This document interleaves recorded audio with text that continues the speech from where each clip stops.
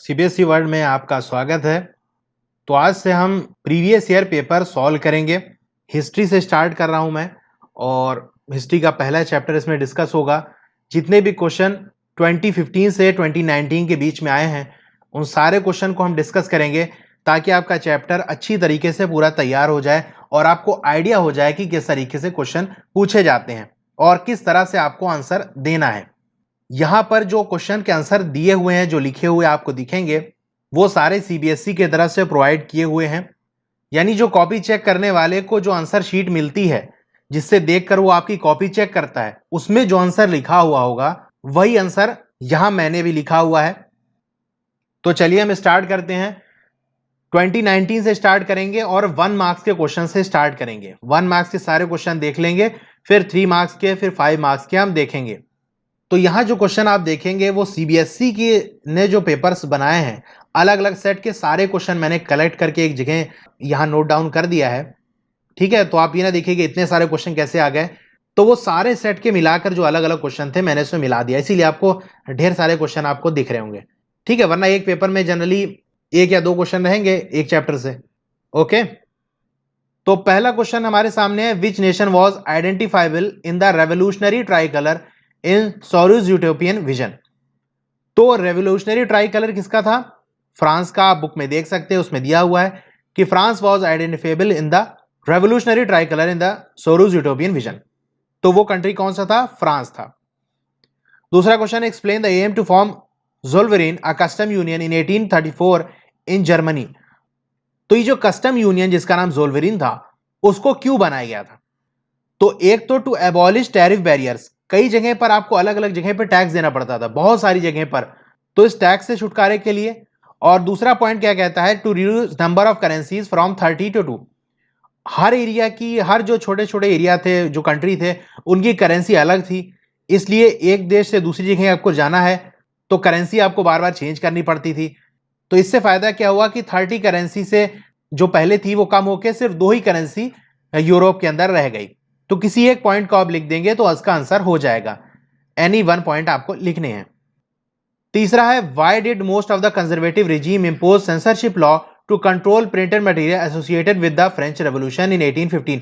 तो 1815 के अंदर जब फ्रेंच रेवोल्यूशन हो रहा था, तो जो उस समय पावर थी, कंजर्वेटिव रिजीम्स थी, यानी कंजर्वेटिव जो सोच रखने वाली, कि पुरानी सोच रखने वाली जो पावर थी, जो उस समय रूल कर रही थी, उन्होंने छपाई पर, जो प्रिंटिंग मटेरियल था, उन पर रुकावट क्यों डाल दी थी? यानी कोई भी चीज तब प्रिंट होगी जब हमसे परमिशन मिल जाएगी। तो पहला पॉइंट क्या कहता है, printed material associated and reflected the idea of liberty and freedom of French revolution.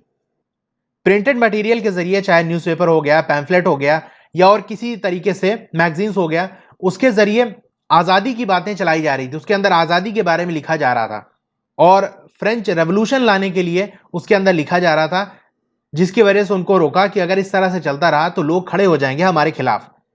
दूसरा पॉइंट क्या कहता है, did not tolerate criticism and dissent. क्योंकि उन मैगजीन्स के अंदर या जो भी चीजें प्रिंट होती थी, उसके अंदर उस समय की जो सरकार थी, जो राजा थे, उसको क्रिटिसाइज किया जाता था, उनकी कमी को निकाला जाता था। एंड डिसेंट, यानी उसके अंदर यह दिखाया जाता था कि हम आपकी बात से एग्री नहीं कर रहे हैं, हम आपकी बात को नहीं मानेंगे। तीसरा पॉइंट कहता है, sought to curb activities and question autocracy.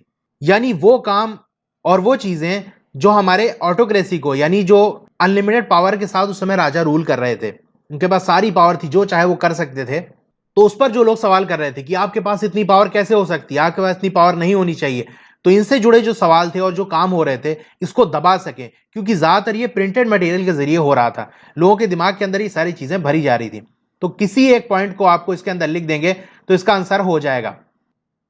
Fourth question है, why did Frederic Sorrieu presented utopian vision in his prints in 1848, explain one reason. किसी एक रीजन को एक्सप्लेन करना है कि क्या वजह थी कि जो फ्रेडरिक सोरू था उसने यूटोपियन विजन दिया था। पहला पॉइंट ये कहता है कि डेमोक्रेटिक एंड सोशल रिपब्लिक चाहता था, यानी सरकार जो अभी राजा महाराजा वाला सिस्टम खत्म हो जाए और डेमोक्रेसी आ जाए और सोशल रिपब्लिक आ जाए, यानी हर किसी को उसका अधिकार मिल जाए और उसके पास इतनी पावर हो कि वो अपने अच्छे बुरे का फैसला कर सके। सेकेंड पॉइंट कहता है, for creating fraternity among the Nations of the world. जैसा कि उस डायग्राम में आप देख सकते हैं, जो आपके बुक में दिया हुआ है, कि सारे देश के लोग अपने अपने झंडे के नीचे एक लाइन में चले जा रहे हैं, यानी भाईचारा दिखाया जा रहा है, फ्रेटर्निटी दिखाई जा रही है। तीसरा पॉइंट है developing of sense of common identity and share history, यानी एक जैसी पहचान वाले। आप देख सकते हैं एक फ्लैग के नीचे उस देश के सारे ही लोग उस एक झंडे के नीचे लाइन में चले जा रहे हैं, यानी एकता की भावना पैदा हो जाए और अपने इतिहास को और हिस्ट्री को जानकर उनमें यूनिटी और एकता पैदा हो जाए।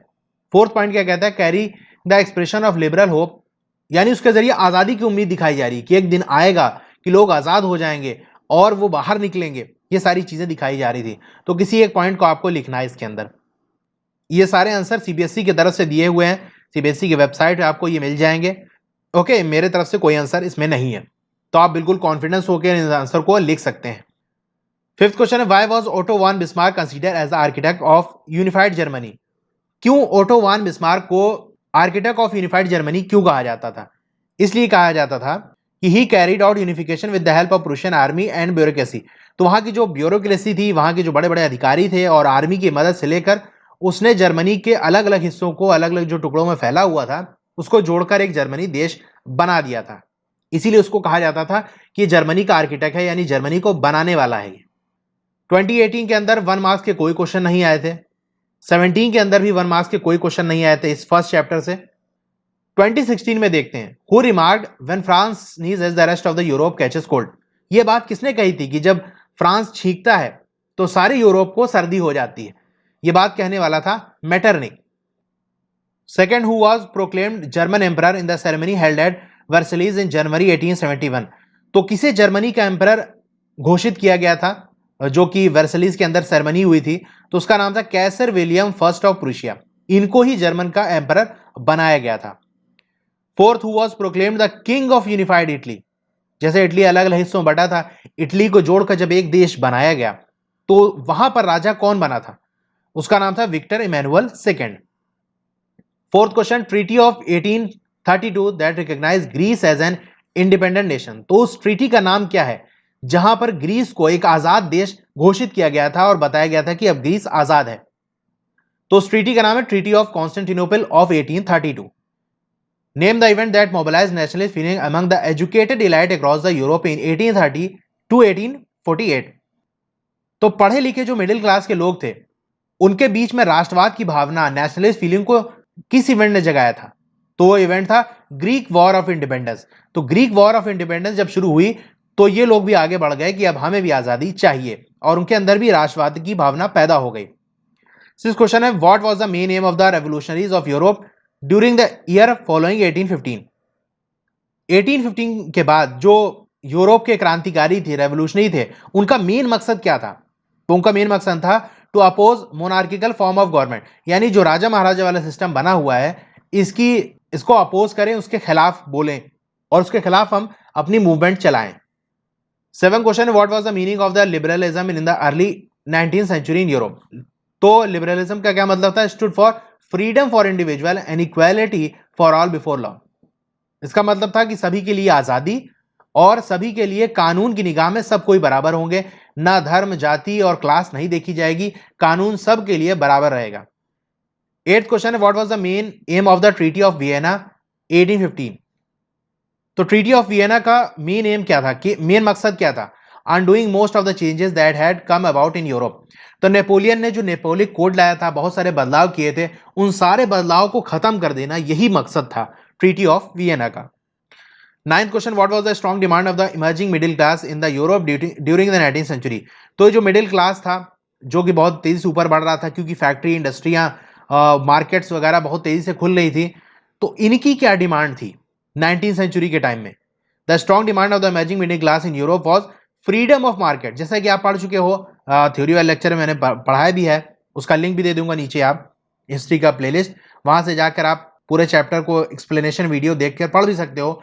तो यहां बस मैं शॉर्ट में समझाऊंगा कि उनका मकसद ये था कि हमें मार्केट आजाद हो, क्योंकि बहुत सारे टैक्स लग रहे थे, अलग अलग जगह जाकर टैक्स देना पड़ता था और यानी बिजनेस करना आसान नहीं था। तो वो चाहते थे कि मार्केट की आजादी हो and abolition of state impose restriction on the movement of the goods and capital. ये रिस्ट्रक्शन नहीं होगा, रिस्ट्रिक्शंस होगा, यानी जो रुकावट थी कि एक जगह सामान आपको लेकर जाना है तो अलग अलग जगह जाकर पैसे को पहले टैक्स देना पड़ेगा, करेंसी बदलनी पड़ेगी, तो ये सारी मुश्किलों से वो छुटकारा चाह रहे थे, तो उनकी डिमांड यही थी। 2015 के अंदर जो 1 मार्क्स के क्वेश्चन है वो क्या थे?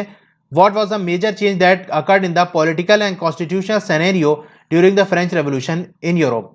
तो राजनीति के अंदर और उनके संविधान के अंदर फ्रांस के क्या बदलाव आए थे फ्रेंच रेवोल्यूशन की वजह से?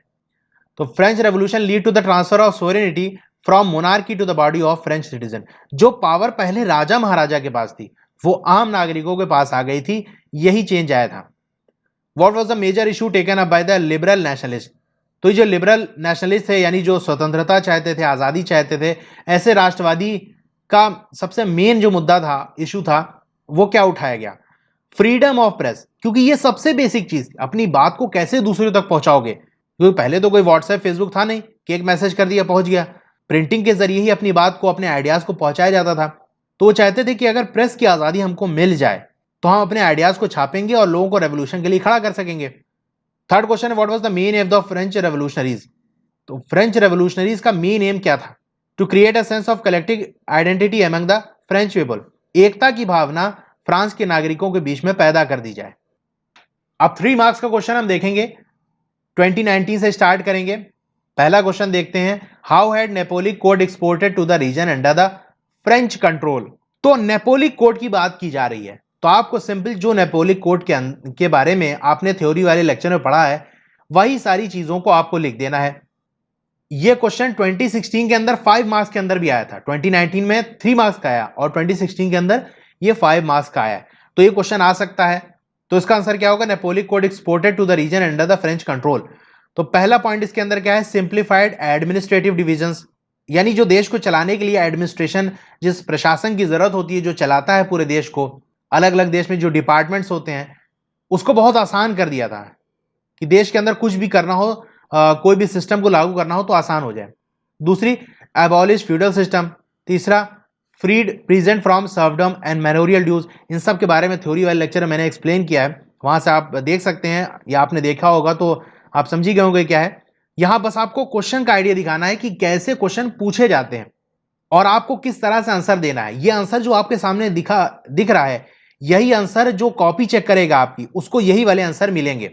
उसके पास जो आंसर शीट सीबीएसई देगा, क्योंकि सीबीएसई ने ही ये प्रोवाइड किया है। तो फोर्थ पॉइंट है, इन towns guild restriction were removed, transport and communication system were improved. 6 या कोई भी और पॉइंट लिख सकते हैं। तो 3 मार्क्स का है, तो यहां लिखा है any 3 point to be explain. किसी 3 पॉइंट को आपको एक्सप्लेन करके लिख देना। ये पॉइंट लिखा हुआ है, मेन चीज आपको ये याद रखनी है और इसी को एक्सप्लेन कर देना है। और 5 मार्क्स में आएगा तो आपको कम से कम 5 पॉइंट्स लिखना है। तो अगर 6 पॉइंट आप इसको याद रख लेते हैं नेपोलिक कोड के बारे में, तो एग्जाम के अंदर अगर 3 मार्क्स का आएगा या 5 मार्क्स का आएगा तो लिख लेंगे। 6 इसलिए कहा क्योंकि अगर एक आध भूल जाए तो कम से कम 5 पॉइंट्स आपके पास रहेंगे और उसी को आप लंबा चौड़ा करके आपको लिख देना है, सिंपल। अब क्वेश्चंस आप तैयार कैसे करेंगे? 1 मार्क्स के तो चलिए ठीक है, एक चीज पूछी, लेकिन ये 3 मार्क्स या 5 मार्क्स के क्वेश्चन आप कैसे तैयार करेंगे? क्या आपको पूरी बुक याद करनी पड़ेगी? बिल्कुल नहीं। अब इस क्वेश्चन को देखिए आपकी बुक में कैसे दिया हुआ है। तो बुक के अंदर जो पहला टॉपिक आपका है the French revolution and idea of nation, उसके अंदर आप देख सकते हैं कि ये नेपोलिक कोड के बारे में बात हुई है, ठीक है। अब इसके अंदर बहुत सारे पॉइंट आप बना सकते हैं। पहला पॉइंट आप बना सकते हैं कि प्रिविलेजेस बेस्ड ऑन बर्थ, इसको खत्म कर दिया गया था, ठीक है। इक्वालिटी बिफोर लॉ कर दिया गया था, राइट टू प्रॉपर्टी मिल गया था और एडमिनिस्ट्रेटिव डिविजन्स को सिंप्लीफाई कर दिया गया था। फ्यूडल सिस्टम, फ्रीड प्रीजेंट, सर्वडोम, ये सारी पॉइंट आप देख रहे हैं, ठीक है। गिल्ड रिस्ट्रिक्शन हटा दिया गया था, ट्रांसपोर्ट कम्युनिकेशन। तो बस आंसर शीट के अंदर इन्हीं पॉइंट्स को आपको याद रख लेना है। 6 पॉइंट, ऐसे ही 6 पॉइंट आपको याद कर लेना है। सिंपल आप इसका नोट्स बना सकते हैं। आप एक कॉपी लेंगे, नेपोलिक कोड आपने लिखा, उसके अंडर ये सारी बातें 6 पॉइंट आपने लिख लिया, ओके। अब एग्जाम में 3 मार्क्स का आएगा तो किसी 3 पॉइंट को लिखकर उसी को एक्सप्लेन कर देना है, ठीक है, बड़ा करके लिख देना है। और 5 मार्क्स का आएगा तो 5 पॉइंट्स को आपको लिख देना है। एग्जामिनर आपका देखेगा कि हाँ ये पॉइंट्स आपके मैच कर रहे हैं कि नहीं, बस। दूसरा क्वेश्चन है, describe the great economic hardship that prevailed in the Europe during the 1830s। तो 1830s के अंदर जो बहुत सारी इकोनॉमिक हार्डशिप हुई थी उसके बारे में आपको लिखना है। ये क्वेश्चन देखिए 2019 का तो है, ये 2017 में भी पूछा गया है, 2016 के अंदर भी पूछा गया है। तो ये जो टॉपिक है 3.2 वाला, hunger, hardship and popular revolt, इसी के अंदर से आपको हेडिंग डालना है अपने नोट्स के अंदर और पॉइंट लिखते जाना है। पहला पॉइंट जैसे आप क्या लिख देंगे, ये enormous increase in population all over the Europe, more job seekers of job than employment, नौकरी ज्यादा लोग जॉब की तलाश में थे, यानी नौकरी कम थी और लोग जॉब करने वाले ज्यादा थे। और लिख सकते हैं स्टिफ कंपटीशन था, वगैरह वगैरह, ये पॉइंट आप लिख सकते हैं। तो आंसर शीट में आप देख सकते हैं यही पॉइंट लिखा हुआ है, इनॉर्मस इंक्रीज इन पॉपुलेशन हो गया, और मोर जॉब सीकर्स हो गया, population from rural area migrated to cities, लोग गांव से शहरों के अंदर आने लगे। ये सारे पॉइंट आप लिख देंगे, ठीक है। तो आपने अगर 5 पॉइंट्स आपने याद कर लिए, 6 पॉइंट आपने याद कर लिए, तो अगर 3 मार्क्स का आया तो 3 और 5 मार्क्स का आया तो 5 पॉइंट आप लिख देंगे। इसी को थोड़ा सा बड़ा करके एक्सप्लेन करके लिख देना है। पूरी चीज, पूरा हेडिंग, पूरा टॉपिक नहीं आपको याद करना है बुक के अंदर, बस आपको पॉइंट वाइज 5 पॉइंट्स नोट कर लेने, वही याद कर लेना है। यहां भी देखिए वही किया हुआ है, ठीक है। फूड के प्राइस दाम बढ़ गए, ये सारी चीजें।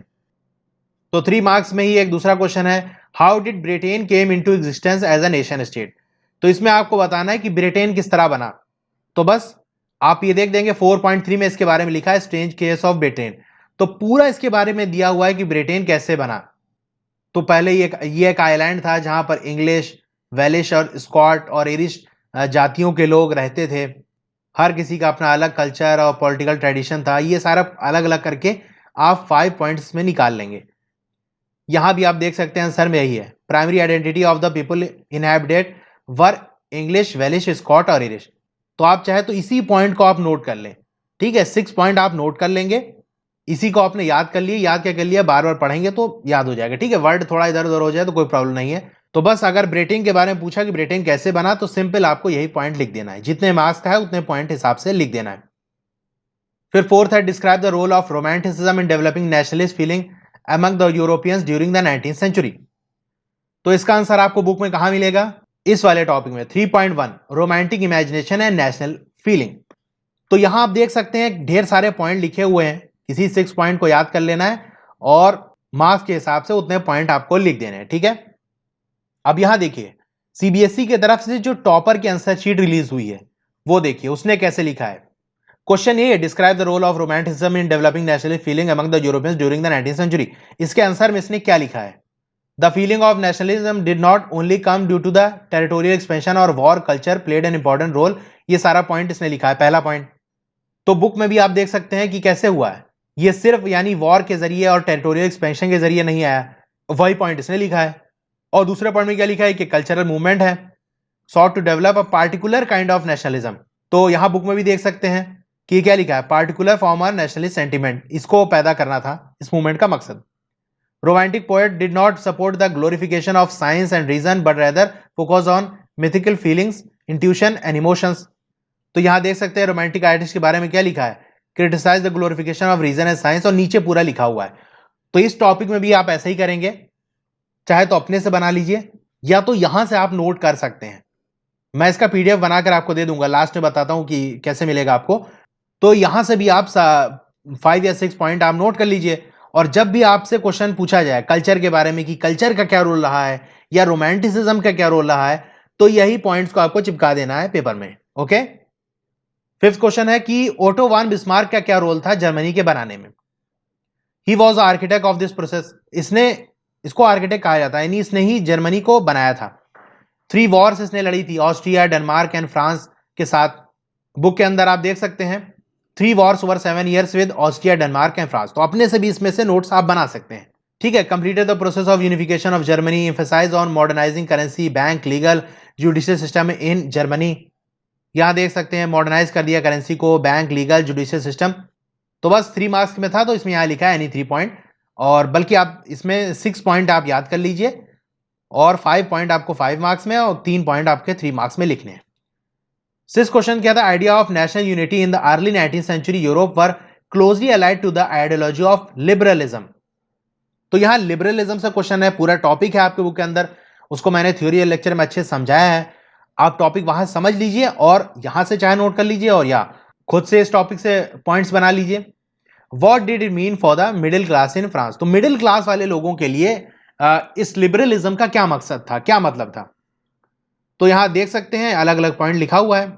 तो पहली चीज क्या है कि उनके लिए freedom of individual and equality before law, उनके लिए क्या मकसद था जो मिडिल क्लास से थे, कि आजादी हो और कानून सबके लिए बराबर हो। और दूसरा पॉइंट में क्या लिखा है, राइट टू वोट, हर किसी को वोट देने का अधिकार हो, गवर्नमेंट बाय कंटेस्ट यानी इलेक्शन के जरिए सरकार बने, और यूनिवर्सल सफरेज यानी हर किसी को वोट देने का अधिकार हो, और एंड ऑफ ऑटोक्रेसी यानी जो बिना रोक टोक के जो राजा महाराजा बने हैं, सारी पावर लिए बैठे हैं, इसका खात्मा हो, और जो क्लेरिकल प्रिविलेजेस यानी जो पादरी लोगों को, जो चर्च के पादरी थे, उनको स्पेशल स्टेटस मिलता था, उनको कुछ पावर मिलती थी, उसको खत्म कर दिया जाए। संविधान बनाया जाए, एक रिप्रेजेंटेटिव डेमोक्रेसी गवर्नमेंट बनाई जाए यानी जिसको आम जनता चुने, और एक पार्लियामेंट हो, या कोई और पॉइंट आपको 3 मार्क्स में 3 लिख देना है। तो देख सकते हैं ये इस टॉपिक के अंदर आपको मिल जाएगा, what did liberalism stand for. वही सारी बातें हैं, फ्रीडम हो गया, इक्वालिटी हो गया, गवर्नमेंट बाय कॉन्टेस्ट हो गया, क्लेरिकल प्रिविलेज, सारी बातें हमने जो देखी वही है। 2018 के अंदर 3 मार्क्स के कोई क्वेश्चन नहीं आए थे। 2017 के अंदर आया था, describe any 3 steps taken by the French revolutionary to create a sense of collective identity amongst the French people. तो फ्रांस के रहने वाले जो लोग थे, नागरिक थे, उनके अंदर एकता की भावना पैदा हो जाए, उसके लिए फ्रेंच रेवोल्यूशनरीज ने क्या किया था। पहली चीज, ला पैट्री द फादरलैंड, जैसे हम लोग कहते हैं नहीं, हम भारत माता यानी ये हमारी मातृभूमि है, इस तरह से जो हम टाइटल देते हैं, ताकि हम लोग के अंदर एक एकता सी पैदा हो जाए, यूनिटी से पैदा हो जाए। तो उन्होंने द फादरलैंड का कॉन्सेप्ट दिया, और ली सिटिजन यानी हम इसके नागरिक हैं, ताकि सब लोग जुड़ जाएं, जितने फ्रांस वाले हैं सभी कहेंगे कि हमारी फादरलैंड है, हम यहाँ के नागरिक हैं। और क्या, equal right under a constitution, एक संविधान हो जहां सबको बराबर का अधिकार मिले। नया फ्रांस का फ्लैग जो कि 3 रंग के था, उसको बनाया गया। एडमिनिस्ट्रेटिव सिस्टम को सेंट्रलाइज किया गया, यानी एक जगह से पूरा देश को चलाया जाएगा। Uniform law for all citizen, सारे नागरिक के लिए एक ही कानून होगा जो कि इस फ्रांस की टेरिटरी के अंदर रह रहे हैं। जो इंटरनली कंट्री के अंदर जो कस्टम ड्यूज से लगे थे और ड्यूटीज थी, उसको खत्म कर दिया गया, कोई अब टैक्स नहीं देना पड़ेगा। और नापने तोलने का एक यूनिफॉर्म सिस्टम बना दिया गया, जैसे कि आपने पढ़ा था इली था, हर जगह पर जो इली मेजरमेंट था वो अलग अलग जगह पर अलग अलग हिसाब से मेजरमेंट था, कहीं लंबा मिलता था, कहीं छोटा मिलता था, तो उसको खत्म करके एक कांस्टेंट सिस्टम बना दिया गया। या कोई और पॉइंट आप लिख सकते हैं, 3 मार्क्स में 3 पॉइंट आपको लिखना है। Describe any 3 conditions that lead to the formation of British nation state. तो ये क्वेश्चन आप पढ़ चुके हैं, 2019 वाला याद है आपको, ब्रिटिश वाला जो अभी हमने पढ़ा था कि ब्रिटेन कैसे बना। देखिए क्वेश्चन थोड़ा सा बदल करके वही पूछ लिया कि आप 3 कंडीशन बताइए ब्रिटेन नेशन स्टेट कैसे बना, उन्हीं में से 3 पॉइंट आपको उठाना है और लिख देना है। फिर 2016 के अंदर 3 मार्क्स के जो क्वेश्चन है, how at female figure became an allegory of the nation during the 19th century in Europe.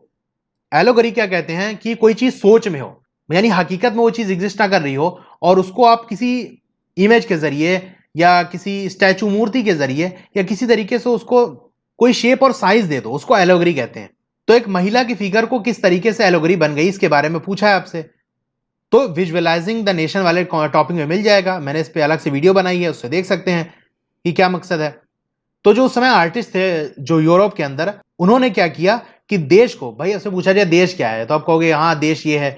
देश के अंदर बहुत सारी चीज आती है, देश के लोग, और यहाँ जितने भी एनिमल्स, बर्ड्स, फिशेज, और यहाँ का झंडा, यहाँ की मिट्टी, यहाँ की हवा पानी, सारा चीज मिलाकर देश कहलाता है। देश के अंदर जो कुछ भी है उसको हम कंट्री कहेंगे। तो कंट्री का कोई शेप साइज नहीं होता, ठीक है, उसकी बाउंड्री तो जरूर होती है, मैप तो अलग चीज हो गई, लेकिन एक देश वो दिखने में कैसा होता है उसको सिर्फ हम सोच सकते हैं कल्पना में कि हाँ देश है। तो इन्होंने, आर्टिस्ट ने क्या कर दिया था कि एक इंसान की तस्वीर बना दी कि भैया यही देश है, और इंसान में क्या, एक फीमेल फिगर, एक औरत की तस्वीर बना दी गई थी। The female figure was chosen to personalise the nation, nation को बताने के लिए एक महिला की तस्वीर को बनाया गया था उन्होंने। Did not stand for any particular women in real life, हकीकत में किसी औरत की तस्वीर को नहीं बनाया था, बल्कि अपनी सोच से एक महिला की तस्वीर बना दी और कहा यही देश है। तो जो इसी तरीके से फीमेल फिगर जो थी वो कैलोगरी बन गई, यानी एक जो सोच वाली चीज थी उसको हकीकत में लाकर रख दिया और इमेज उसकी बना दी। तो पूरा इसको इसमें लिख देना है, ठीक है, 3 मार्क्स का है। फिर अगला क्वेश्चन है, culture played an important role in the development of nationalism in Europe during 19th century, 18th century, support the statement with example. तो वही बात देखिए, कल्चर वाला पूछा है, सिंपल, ये 2015 वाले पेपर में हमने देख चुके हैं। वही रोमांटिसिज्म वाले टॉपिक से लिखना है। Culture played an important role in creating the nation, art, poetry, stories, emotion, intuition, mythical feelings were focused, और कलेक्टिव हेरिटेज। तो रोमांटिसिज्म वाले टॉपिक में आप जाएंगे, वहां से ये सारा पॉइंट आप नोट कर लेंगे, चाहे यहां से नोट कर लीजिए, इससे पहले भी हमने डिस्कस किया है, वहां वाला पॉइंट भी उठा सकते हैं, बुक से भी नोट कर सकते हैं। 6 पॉइंट लिखिए। 5 पॉइंट आपको 5 मार्क्स में, 3 पॉइंट 3 मार्क्स में लिख देना है। 2015 के अंदर 3 मार्क्स का क्वेश्चन क्या था? Describe the event of the French Revolution which had influence the people belonging to the other part of Europe. तो कैसे असर पड़ा फ्रेंच रेवोल्यूशन? ये थोड़ा सा अलग क्वेश्चन है, ये थोड़ा टफ लेवल में आ जाता है, क्योंकि ये डायरेक्ट किसी हेडिंग से नहीं पूछा, बल्कि उसके अंदर से एक छोटे से पार्ट से क्वेश्चन पूछ लिया है। तो इसका आंसर क्या था कि जो स्टूडेंट थे और other member of educated middle class, उन्होंने क्या कर दिया था? जैकबिन क्लब्स बना लिए थे। और उस क्लब्स का मकसद क्या था? कि जो फ्रेंच आर्मीज है उनको रास्ता दिया जा सके, उनके लिए तैयारी की जा सके कि वो लोग देश के अंदर आए और हमें भी यहां के सिस्टम से आजादी दिलाएं, और जो नेशनलिज्म वाला आइडिया है उसको दूसरे देश तक पहुंचाएं, दस create a sense of collective identity. ठीक है। How at the wave of economic nationalism strengthen the wider nationalist sentiment growing in Europe. तो जो इकोनॉमिक नेशनलिज्म आया था उसकी वजह से किस तरीके से जो राष्ट्रवाद की भावना थी वो कैसे बढ़ गई यूरोप के अंदर। तो वही लिबरलिज्म वाले टॉपिक के अंदर आपको जाना है, वहां से आपको इकोनॉमिक वाले स्फीयर के अंदर, जहां हमने जोल्वेरिन का डिस्कस किया है, अगर आपने थ्योरी वाली वीडियो देखी होगी, एली का दिया हुआ है कि अलग 30 करेंसीज हैं, ये सारी चीजें 39 स्टेट्स हैं, ये सारी बातें आपको वहां लिख देनी है। तो इकोनॉमिक स्फीयर के अंदर लिबरलिज्म क्या मकसद था? फ्रीडम ऑफ मार्केट हो गया, और जो स्टेट इंपोज रिस्ट्रिक्शन है, जो रुकावटें हैं, उसको खत्म कर दिया जाए। और 39 स्टेट्स के अंदर बांट दिया गया था, हर स्टेट की अपनी अलग करेंसी थी, अलग तरीके से मेजरमेंट वाला मामला था। ठीक है। ये सारे पॉइंट हैं आपके बुक में दिए हुए हैं, वहां से लिख सकते हैं या यहां से मैं इसको पीडीएफ दे दूंगा, वहां से आप चाहे यहां से नोट कर सकते हैं। देखिए वही वाला क्वेश्चन, नेशनलिज्म कल्चर आ गया, कल्चर वर्ड आ गया, कल्चर का क्या रोल था? वही वाला रोमांटिसिज्म वाला लिख देना है, सारा पॉइंट वही है। ये सारा देखिए आंसर शीट में भी जो टीचर को मिलती है वही लिखा हुआ, रोमांटिसिज्म वाला ही टॉपिक है। अब 5 मार्क्स का देखते हैं। 2019 में 5 मार्क्स के कोई क्वेश्चन इस चैप्टर से नहीं आए थे, 2018 में आए थे। Describe the explosive condition prevailed in Balkans. ये बाल्कन्स वाला, ये वही लास्ट वाला टॉपिक है आपका, मैं नेशनलिज्म एंड इंपीरियलिज्म, उसी के अंदर से आपको पॉइंट लिखना है कि बाल्कन वाला रीजन क्या था। ये पूरा आप पढ़ सकते हैं। ठीक है। मेन मकसद आपको यहां आंसर रटाना नहीं है कि मैं आंसर पढ़ दूं क्या है, क्योंकि लेक्चर में तो ये सारे टॉपिक मैंने एक्सप्लेन कर दिया है बाल्कन्स के बारे में, वो तो आपने देख लिया होगा या देख सकते हैं जाकर। मेन मकसद ये है कि क्वेश्चन किस तरह पूछा जा रहा है और आपको तैयारी किस तरह से करनी है। बाल्कन्स वाले के अंदर से ये पॉइंट वाइज अलग अलग आप चाहे लिख लें या बुक से लिख लें। फिर सेकंड क्वेश्चन है, describe 5 major introduced by the French revolutionaries to set a creating sense of collective identity. तो एकता की भावना पैदा करने के लिए उन्होंने क्या किया? 2015 वाले पेपर के अंदर भी हमने देख लिया था इसको। ठीक है। द आइडिया ऑफ ला पैट्री हो गया, लिसिडियोसिन, ये सारा चीज हमने देखा था। फिर 2017 के अंदर 5 मार्क्स के क्वेश्चन क्या आया था? The first clear expression of the nationalism came with the French revolution. ये बिल्कुल पहला वाला टॉपिक है, फ्रेंच रेवोल्यूशन किस तरह शुरू हुआ, वो कैसे शुरुआत हुई, उसके बारे में लिखा है। पॉलिटिकल एंड कॉन्स्टिट्यूशनल चेंजेस आए थे उसके अंदर फ्रेंच रेवोल्यूशन की वजह से, जो पावर थी राजा से लेकर यानी मोनार्क से लेकर आम नागरिकों के पास दे दी गई थी। ला पैट्री और लिसिडियोसिन का कॉन्सेप्ट दिया गया, नेशनल असेंबली बनाई गई, ओथ दिया गया, यूनिफॉर्म लॉज बनाए गए, ये सारी चीजें हैं। ठीक है।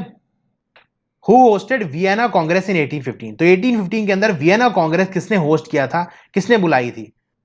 तो उसका नाम था मैटरनिक, जो कि एक ड्यूक था, इसीलिए इसको ड्यूक मैटरनिक कहते हैं। और ये क्या था? एक ऑस्ट्रियन चांसलर था। दूसरा क्वेश्चन है, analyse the main changes brought by Vienna treaty. तो वियना ट्रीटी जो हुई थी उसके अंदर क्या बदलाव हमको देखने की थे?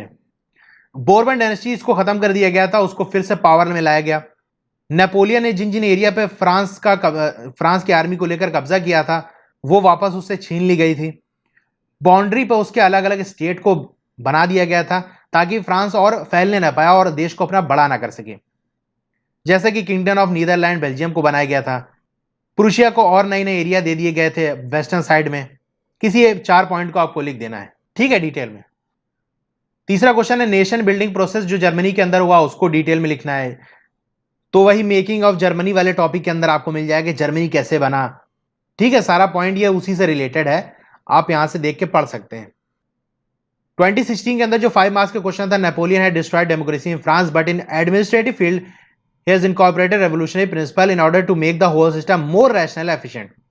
तो नेपोलियन ने ये पूरा लाइन आपकी उठाई गई है बुक से। जब आप पहला वाला टॉपिक जब आप पढ़ेंगे उसमें सेकंड पेज पे आई थिंक ऊपर से ही शुरू होता है कि नेपोलियन ने डेमोक्रेसी को खत्म कर दिया था, लेकिन बहुत सारे सुधार उसने किए थे जिससे बहुत बड़ा फायदा हुआ था। तो इस स्टेटमेंट को एनालाइज करना, यानी उसने क्या सुधार किए थे, यानी क्या नेपोलियन कोड लाया था। अब नेपोलिक कोड के अंदर क्या बात थी वही सिर्फ आपको लिख देना है।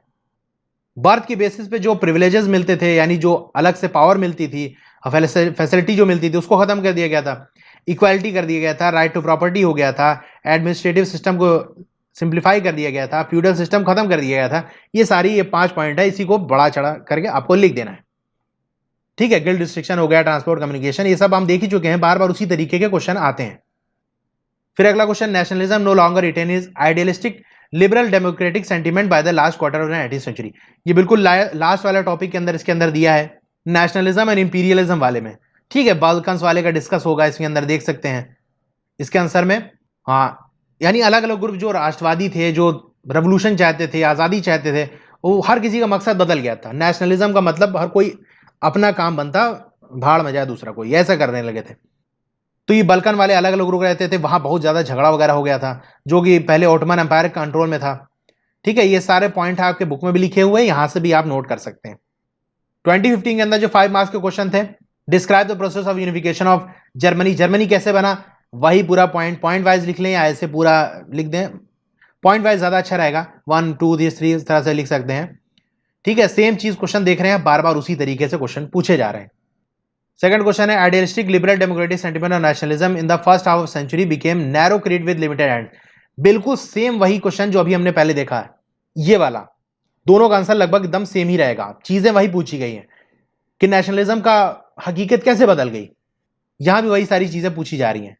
ठीक है, वही देखिए बाल्कन्स वाला डिस्कशन, वही सारी चीज, वही ऑटोमन एम्पायर और अलग अलग लोग थे, आपस में झगड़ा वगैरह हो गया। थ्योरी वाले लेक्चर में जो मैंने पढ़ाया है चैप्टर, उसे पढ़ लेंगे तो आप खुद से लिख सकते हैं। फिर describe any 5 steps taken by French revolutionaries to create a sense of collective identity among the French people. वो 5 स्टेप क्या लिए थे फ्रेंच रेवोल्यूशन, ये 2018 वाले क्वेश्चन में हमने डिस्कस कर लिया है। ठीक है, 2015 के अंदर भी आया था, 2018 के अंदर भी आया था, तो क्वेश्चन जनरली रिपीट करते हैं। तो इसका नोट्स मैं दे दूंगा, इसकी पीडीएफ बनाकर टेलीग्राम ग्रुप पे डाल दूंगा, उसका लिंक भी आपको नीचे मिल जाएगा। फेसबुक पेज पे भी अपने डाल दूंगा, फेसबुक पेज का भी लिंक आपको नीचे मिल जाएगा, वहां से फेसबुक पेज आप लाइक कर लीजिए और वहां से आप जाकर इसको पीडीएफ को डाउनलोड कर सकते हैं और अच्छे से पढ़ सकते हैं। ठीक है, ठीक है, तो टेलीग्राम पे आप जो है ज्वाइन कर लेंगे, उसका लिंक आपको दे दूंगा नीचे। ठीक है, इसी नाम से हमारा है, CBSC वर्ड्स इस नाम से है, वहां से जाकर आप टेलीग्राम पेज को ज्वाइन कर सकते हैं। तो इस वीडियो में इतना ही। आपको वीडियो कैसी लगी कमेंट करके जरूर बताइए, अच्छी लगी हो तो लाइक जरूर करिए और अपने दोस्तों में से शेयर करिए। Thank you.